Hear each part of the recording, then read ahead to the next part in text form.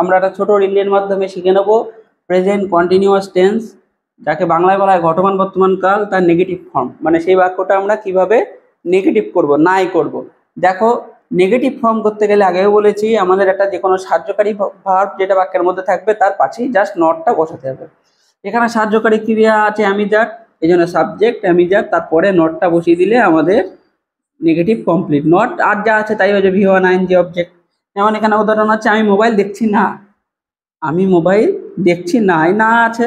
আমি ইংরাজি আই, আয়ের পরে আমি যেটাতে কোনটা হবে তোমরা জানো, এম হবে, তাহলে আই এম, তারপরে নট বসবে, I am not watching, I am not watching.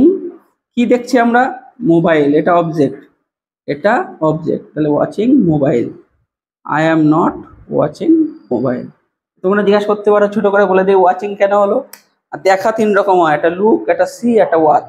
Watch মানে যেটা দেখে তুমি বুঝছো, তুমি একটা মোবাইলে ভিডিও দেখছো, এখানে শিখছো তো মোবাইল দেখে, এর জন্য এখানে ওয়াচ হলো। আর নর্মাল দেখা সি, আর কারোর দিকে তাকানো হচ্ছে লুক।